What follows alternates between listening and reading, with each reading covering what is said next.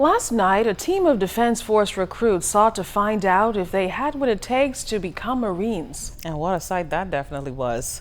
Well, now to the land introduction, our rookies moved on to the sea. Here's Jimenita Swain's report on board the HMBS Arthur Hanna.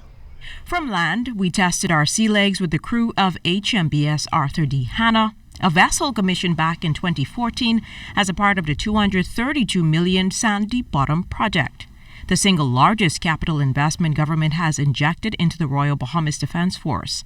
Her commanding officer is Acting Lieutenant Commander Berne Wright, who notes that life on the high seas can be as long as 6 months, which is a great sacrifice. This is a very fluid environment. Things change quite rapidly. Weather deteriorates quickly. And having intimate knowledge of the capabilities, skill level of your crew will aid you when it comes time to making your decisions. For example, if you're boarding you have a hostile boarding of a poaching vessel, the Dominican namely, you would want to know who has some infantry background, who is able to handle the sea better than others, who are stronger. For case in point, you won't put a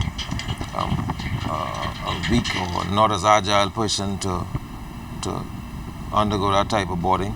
Marines perform a number of drills, working hard to improve their response time in the event an emergency at sea arises, such as a man overboard, where all focus is diverted to a rescue as time is of the essence. I learned firsthand the challenges of getting into a fire suit and getting below deck to douse a fire. It's not an easy task.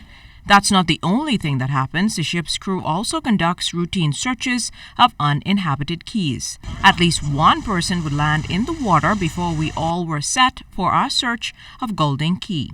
Our media crew accompanies a team led by member of the Commando Squadron, leading seaman Omar Albury. We carry on a team, usually about 4 to 6 persons.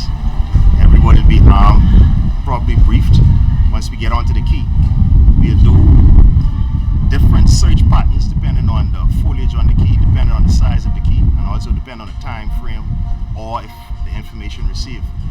Now, while our search turned up empty, Acting Commodore of the Defense Force, Captain Tellis Bethel, explains Marines make many sacrifices to protect our borders, which have had positive results.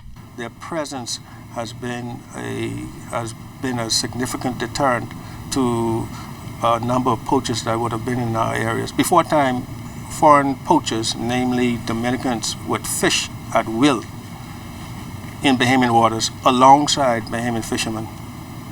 Now, with the acquisition of patrol craft and the presence of Defense Force personnel, those Dominicans no longer come and fish at will. And we have apprehended quite a number of them over the last 2 years. For Acting Lieutenant Commander Berne Wright, all Marines know full well they may even be called upon to make the ultimate sacrifice. With everything they risk, you join the Defense Force knowing that there is a possibility that you may never come back. And if that is your destiny, so may it be. But in every job, there are risks.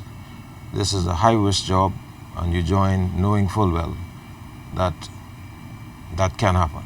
Well, I definitely think I found my sea legs on that part of the journey, but we're not done as yet. We take to the air for our final segment in a day of a life of a Marine. Jimenita Swain, ZNS Network News.